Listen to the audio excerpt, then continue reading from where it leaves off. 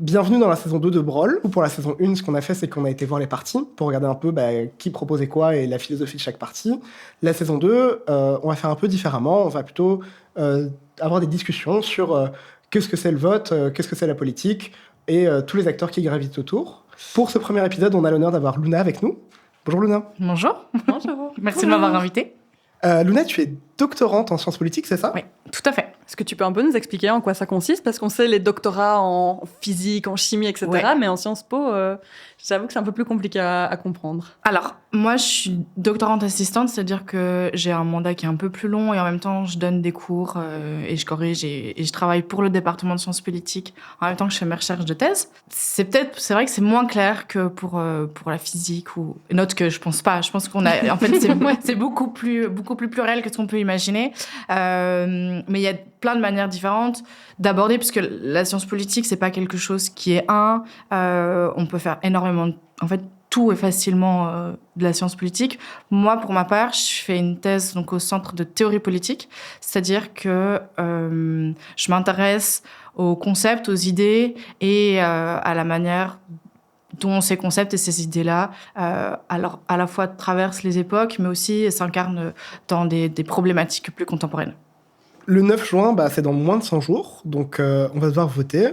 Ici, autour de la table, on a tous déjà voté, donc je voulais vous demander un peu, c'était comment votre premier vote? Alors, je pense que j'avais peut-être 19 ans, un truc comme ça. Et j'étais un peu impatiente d'aller voter, j'avoue. L'expérience m'attirait. Je sais pas, je trouvais ça un peu rigolo. Mais j'ai aussi grandi dans une famille où on parlait de ce genre de choses. Enfin, je veux dire, on parlait du vote, on parlait des partis politiques. On a toujours eu une conscience politique en tant qu'enfant. Donc, en fait, pouvoir aller voter, pour moi, c'était pouvoir faire un peu partie du jeu, quoi. Et ouais, c'était chouette. Je savais pour qui j'allais voter parce que je savais pour qui mes parents votaient et ça me semblait logique de faire comme eux. Donc, je me suis jamais vraiment posé de questions à ce moment-là. Et C'était en France, non? non, c'était en Belgique. Après, évidemment, je ne sais pas si mon vote a été comptabilisé. Peut-être que j'ai fait n'importe quoi, mais ça, ça, je ne sais pas. Et toi, Clarisse? Moi, j'avoue que c'était un peu pareil que toi. Je savais pour qui mes parents allaient voter. Voilà, je m'étais un peu renseignée, mais quand on a 18 ans, on ne sait pas trop à quoi notre vote va servir, pour qui on va voter, dans quel cadre ça rentre, etc. Et voilà, je m'étais rapidement renseignée. J'avais demandé à mes parents, tiens, vous votez pour qui? À mes copains, je disais, tiens, vous votez pour qui, etc. Et puis, voilà, le jour des élections, je me suis levée, je suis allée à mon petit bureau de vote avec mes parents, et puis je suis arrivée devant l'isoloir et j'étais en mode, ouh, avec plein de feuilles, t'as ton petit crayon, tu sais pas trop comment faire, quoi faire, et du coup, ouais, j'étais un peu perdue. J'espère être un peu moins perdue cette fois-ci. Je trouve que c'est un peu compliqué de savoir vraiment qui, quoi, comment. Du coup, est-ce que tu aurais des conseils? Comment toi, tu l'as perçu aussi la première fois où tu as voté? Est-ce que parfois t'en parles avec tes étudiants? Alors, en parler avec mes étudiants, en fait, non, j'avoue. On n'a jamais parlé de l'expérience du vote en tant que tel. Et moi, je suis plus vieille, donc j'ai déjà voté plusieurs fois. Mais c'est vrai que moi, la première fois, je me souviens, je trouvais ça hyper excitant parce qu'il y a quand même toute une forme de décorum et c'est un moment un peu particulier. Et je me souviens, quand j'étais petite, ma mère, mon père n'est pas belge, donc il ne pouvait pas voter si ce n'est au communal. Mais donc, je voyais toujours ma mère qui partait pendant longtemps parce que ça prend du temps. C'est un peu chiant. C'est le côté moins fun. Mais du coup, je voyais ma mère partir et donc j'avais ce truc où je sentais que c'était un moment important, mais auquel j'avais pas accès. Et du coup, j'étais méga excitée la première fois que j'ai été votée. Et je crois que j'avais été toute seule parce que j'habitais encore chez mes parents à ce moment-là. Parce que j'avais été tôt le matin, un peu étudiante de Sciences Po, première de classe. Je vais aller voter, je vais faire mon devoir citoyen, et donc je vais être la première. Et je crois que j'étais genre à 8h30. C'était une école, en plus c'était une école flamande, et c'est ça que je trouve aussi marrant, c'est que du coup c'était un endroit que je connaissais pas du tout, parce que c'était juste à côté, donc dans le quartier où j'ai grandi. Mais comme c'était l'école néerlandophone, c'était un territoire inaccessible et qui a été rendu accessible pour le vote. Mais pour en revenir à la question par rapport à mes étudiants, en fait, non, c'est quelque chose dont on ne parle pas. Alors, on va aborder les questions sur les partis, peut-être les programmes politiques et ce genre de choses, mais l'expérience en tant que telle, on n'en parle pas, en fait. Or, c'est quelque chose qui est vraiment très fort chargé symboliquement. Et et comme on le voit tous, on a tous un peu ressenti un petit truc la première fois qu'on va voter, qui est aussi un peu lié est-ce qu'on se distancie ou pas du vote de nos parents, parce qu'en effet, en général, on sait tous qui vont voter, et comment est-ce que bien voter. Et c'est ça que je trouvais intéressant dans ce que vous disiez toutes les deux, c'est que vous n'étiez pas sûre d'avoir bien voté. Oui. Mais en fait, je pense qu'il n'y a pas de bon ou de mauvais vote non plus. Alors, sauf si vous avez voté vraiment au pif. Là, je veux dire, ça, c'est mal voté. Non, mais plutôt dans le sens, est-ce que ton vote a été comptabilisé ou est-ce que tu as mal rempli ta fiche et du coup... Enfin, tu vois, c'est plus dans ce sens-là. Mais à moins que tu aies dessiné un zizi. Et encore, j'avais pas le droit. Mais j'ai mis des petits papillons, ça c'est ok. Non, les papillons, tant que c'est joli, ça va. C'est un beau dessin. Non, mais et surtout qu'en général, tout le monde a voté de manière électronique. Ouais. J'imagine parmi nous en tout cas. Et là, tous les votes se font quasiment de manière électronique. Il y a pas, en fait, c'est pas possible de pas mal voter et donc techniquement le vote puisse pas être comptabilisé. Mais moi, j'étais plutôt dans ce que tu disais. Est-ce que, voilà, j'ai voté, j'ai essayé de le faire en âme et conscience, en réfléchissant, en regardant un petit peu ce que je savais, ce que mes parents m'avaient dit. Mais c'est vrai que tu as toujours cette crainte de dire, est-ce que j'ai bien voté? Est-ce que j'ai voté pour un parti qui, au final, va s'en foutre de ce qu'il avait dit qu'il allait faire? Enfin, moi, j'avais vraiment cette pression de me dire, est-ce que j'ai bien voté? Est-ce que j'ai fait le bon choix? Et quels vont être les impacts de mon choix, en fait? Donc voilà, je sais pas si tu as un conseil pour la prochaine fois ou une vision là-dessus. Mais en tout cas, c'est une vraie inquiétude de se dire à quel point est-ce que mon vote va être bénéfique. Après, sans relativiser l'importance du vote, c'est un vote parmi plusieurs millions d'autres. Mais chaque vote compte et chaque vote est important.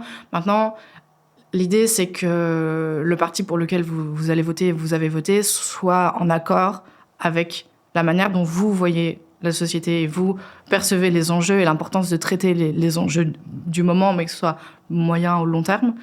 Donc, il n'y a pas de mauvais vote si c'est un vote qui est informé. Un mauvais vote, ce serait un vote qui ne serait pas informé et donc je vais voter pour machin truc ou tel parti parce que le mec est plutôt BG ou parce que ce qu'on dit à la télé ça va l'air intéressant ou j'aime bien l'image et donc si c'est juste sur plutôt des aspects plus communicationnels, je pense pas que ce soit un bon vote ou en tout cas une bonne raison de voter. Vote utile. Ouais, vote utile. Non mais du coup il faut que le vote soit en accord avec ce que vous pensez et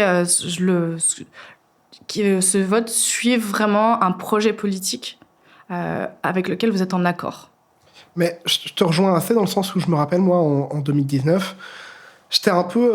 en fait, à la fois, j'étais super intéressé et du coup, je faisais un peu des plans, machin, sur... genre, j'avais pas voté la même chose aux européennes que machin, parce que je me disais, ok, mais par rapport au rapport de force et tout. Et en fait, au final, je me suis rendu compte que dans la formation des partis et tout après, enfin des coalitions après, ça n'avait pas eu trop d'impact. Et le fait que ce que tu dis quand tu dis en fait c'est un vote parmi des millions d'autres, ça reste vrai quoi. Il faut pas non plus mettre trop de pression dans le sens quel sens je vais donner au vote, parce que tant que le parti que tu représentes, pour lequel tu votes, t'es convaincu de ses valeurs. En fait, on a la chance en Belgique d'avoir 6 partis francophones majoritaires. Il y a plein de micro-partis aussi. Et donc, en fait, il y a toujours moyen de trouver un peu celui qui a sa préférence. Et on ne sera jamais d'accord avec tout. Donc, regardez... moi, ce que je fais aussi, c'est que je regarde un peu autour de moi. Les gens, ils ont toujours 3-4 questions clés sur lesquelles ils veulent voter. Et en fait, ça peut être... ici, j'ai l'impression que ça va être... pour les jeunes autour de moi, ça va être la question de la question économique, de voir, ok, je vois que mes parents, ils sont dans la dèche et tout, quel parti va proposer le meilleur truc. Aujourd'hui, on a beaucoup la question du décret paysage qui revient chez les jeunes. Il y a la question aussi de la Palestine. Et regardez un peu, ok, quel parti promeut ma vision des choses sur ces différents points de vue, quoi. Parce qu'en fait, juste lire les 250 pages de programme de chaque parti, c'est compliqué, tout le monde n'a pas le temps, quoi. Même si idéalement c'est ce qu'il faudrait faire, il y a toujours quand même de la part des partis des synthèses qui existent et les médias, que ce soit les journaux plus traditionnels ou différents types de médias, proposent quand même aussi soit des trucs un peu synthétiques ou quelque chose ou des tests. Ça c'est assez marrant. Non, en vrai, j'ai jamais voté pour les partis qui étaient indiqués par les tests les tests électoraux au final. Mais quand on n'a vraiment aucune idée, ça peut être intéressant parce que ça peut nous permettre aussi de voir dans quelle tendance est-ce qu'on peut s'inscrire. Et sur base de ça, alors aller s'informer sans, je comprends, pas lire les 100 ou 250 pages de programme, même si idéalement c'est ce qu'il faudrait faire. De pouvoir récolter les informations sur les enjeux qui nous touchent et pour lesquels on voudrait se mobiliser, parce que ce que notre vote permet de faire, c'est de donner un pouvoir de négociation. Parce que comme on est sur un système de représentation, et donc les partis font une coalition pour monter au gouvernement, le programme en tant que tel, il ne sera jamais appliqué tel quel. Ouais. Voilà, c'est des négociations. Ça dépend aussi du portefeuille qu'obtient le parti et la marge de négociation qu'il a des autres partis. Portefeuille, oui, pardon. C'est les différents enjeux, les différentes thématiques ministérielles. Donc, c'est les ministères qu'on attribue au parti. Donc, l'économie, c'est un portefeuille. Enfin, voilà. Donc, on va parler. Ok. Ouais. Donc, ça, en fait, c'est les sujets, quoi. Les thématiques qu'on attribue aux différents ministres. Et ça, on leur attribue en fonction du nombre de voix qu'ils ont eues ? Non, en fait, ça, ils négocient entre eux. Donc, en fonction du nombre de voix, on sait qui a gagné les élections, donc qui sont les partis forts. Et sur base de ça, alors si on est on va prendre le niveau fédéral, il y a le roi qui va dire à quelqu'un « Ah bah mon gars, t'as un beau score, vas-y, forme un gouvernement. » Bien joué. Et donc, well done. Et cette personne-là, donc, est nommée formatrice. Et donc, il va rentrer dans un peu des tractations avec les autres partis pour voir, en fait, s'ils acceptent de monter. Et là aussi, commencent les enjeux peut-être un peu plus techniques sur, OK, mais hors de question que telle mesure passe. On peut s'accorder sur il y a aussi parfois des pré-accords électoraux. Donc, les partis, en fait, si on gagne, on va faire un gouvernement ensemble, ou faire une coalition des droites, une coalition des gauches, ce genre de choses. Et ça, on le sait déjà ? Enfin, les partis communiquent là-dessus ? Les partis communiquent un peu. Maintenant, c'est toutes des choses qui se font un peu dans l'ombre, parce que c'est un vrai débat et c'est un vrai enjeu de savoir à quel point est-ce que les négociations, mais aussi post-électorales, doivent rester secrètes. Parce qu'il s'agit quand même du gouvernement qui va s'occuper donc de l'avenir de la Belgique sur les prochaines années. Et donc, ça concerne tout le monde. Mais on maintient quand même un grand secret sur les négociations électorales. L'idée, c'est de dire aussi qu'on a voté, on a délégué notre souveraineté aux partis. Et donc, c'est eux maintenant qui ont le pouvoir et la possibilité de mettre en forme un peu, de concrétiser leur programme, essayer de faire en sorte que la Belgique continue à rouler avec d'autres partis. Et ce qui est important, c'est qu'ils aient aussi une certaine marge de liberté dans la manière dont ils vont négocier les uns avec les autres. Et donc, ça ne soit pas préjudiciable pour eux. Et c'est pour ça qu'on maintient le secret. Et donc, après le vote, tu as ces moments un peu nébuleux, qui peuvent être très, très longs en Belgique. Ouais, c'était quoi 300 jours Plus. C'est dans les 400. 380 ou 400 et quelques. Je pense qu'on s'approchait des 400 ou même plus encore. Enfin, on a battu un record à un moment. Ouais, non, on a clairement battu le record. Oui. Mais il y a un chouette livre, s'il y a des gens qui s'interrogent sur un peu les insights de la formation du gouvernement, qui s'appelle « Les Fossoyeurs de la Belgique », qui raconte un peu les coulisses de l'histoire, si vous êtes intéressés. Mais sur ce que tu disais, c'est sûr, en fait, si, je sais pas... le PS propose la pension à 1500 € et le MR à 1200, il y a un des deux qui va devoir lâcher du mou, quoi. Mais ils peuvent décider entre les deux. Ouais, ils peuvent mettre à 1300, ils peuvent dire, toi, ok, je te mets la pension à 1500, mais tu lâches ta taxe que tu voulais mettre. Mais moi, j'aimerais bien revenir... Enfin, tu as parlé des secrets, des accords, on va dire, avant de former le gouvernement, mais on dit toujours que le vote est secret. Et moi, j'ai ce problème de dire, oui, le vote est secret, mais j'aime bien en parler autour de moi pour voir ce que mes copains vont voter, ce que ma famille va voter, etc. Et en fait, il y a toujours eu, je trouve, un mystère autour du vote en disant, voilà, le vote est secret, on ne peut pas le dire, etc. Enfin, je trouve ça tellement intéressant de prendre l'avis de tout le monde. Enfin, tu vois, c'est intéressant de savoir, je sais pas, Adam va voter Enfin, on va tous voter quelque chose, on sait tous qu'on va voter, mais pourquoi on en fait un secret aussi énorme? Enfin, est-ce que toi, c'est un secret, t'en parles à personne? Mais c'est intéressant ce que tu dis, parce que je pense qu'il y a, je vais être un peu polémique, il y a un problème avec l'idée du vote secret. Alors non pas que le vote doit être secret au moment dans l'isoloir, pour qu'il n'y ait pas de pression et qu'on ne sache pas, voilà, sur le moment même et qu'on soit seul dans cet isoloir. C'est ça qui est important, et que la personne ne soit pas en devoir de rendre public son vote. Maintenant, c'est quand même l'élément peut-être le plus important dans la vie citoyenne, et c'est décider pour soi mais pour les autres aussi. Et donc rendre le vote secret, c'est comme si on ne devait rien aux autres. Et c'est pas tant en fait il faut absolument ne pas rendre public, parce que ce qui est important aussi en démocratie, c'est de faire vivre le débat, et pour ça affirmer ses positions, affirmer son opinion et le projet dans lequel on s'inscrit. Et il faut parler. Ouais, c'est un peu assumer pour qu'il fasse. C'est assumer, et puis en fait avoir un vote qui correspond à nos propres opinions, mais qui pourrait être préjudiciable pour quelqu'un d'autre. Ouais. Et refuser d'en parler, c'est problématique aussi, parce que ça nuit au débat démocratique. Et je pense qu'il faut distinguer le secret du vote au moment même du vote, et c'est pas le secret du vote dans la vie publique et dans les discussions, comme tu disais, avec sa famille, avec ses potes, où là, je suis pas sûre qu'on puisse, parce que c'est pas l'objectif non plus, à la base, de l'idée du vote secret, invoquer ce secret du vote-là, parce que je comprends pas, personnellement, si vous avez dit, quel est l'objectif et en quoi est-ce que c'est une bonne chose à ce moment, lors d'une discussion à plusieurs, d'invoquer ce vote secret. Mais ouais, parce que en fait, il y a des fois où je dis ça d'expérience personnelle, tu rencontres quelqu'un, tu parles pas forcément politique dès le départ parce que ça veut pas être dans le sujet, quoi.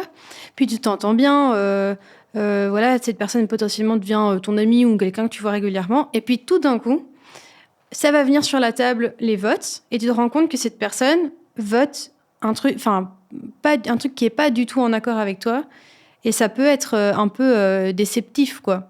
De se dire ah waouh, je pensais qu'on était raccord, et en fait je me rends compte que vraiment pas du tout, parce que c'est difficile d'être vraiment raccord avec des gens qui sont complètement l'opposé de toi sur l'échiquier politique, quoi. Et je pense qu'il y a des gens qui vont peut-être vouloir éviter ce genre de discussion parce qu'ils savent que ils vont être trop influencés par ce que la personne en face vote ou pas, ou enfin.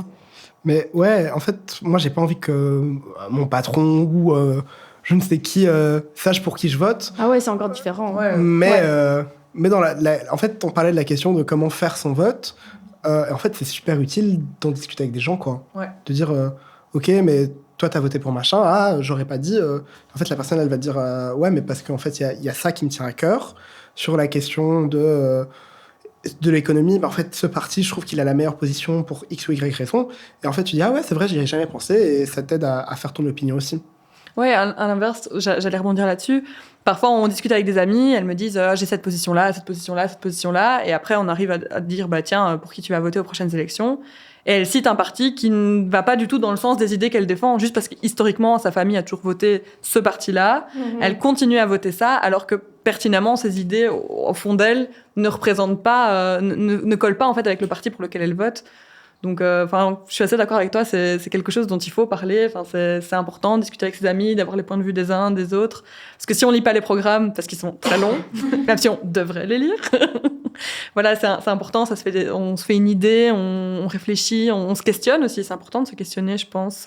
Et c'est aussi important d'être questionné par les autres. Et ouais, je comprends. J'ai déjà été horrifiée par par les choix politiques de mes potes.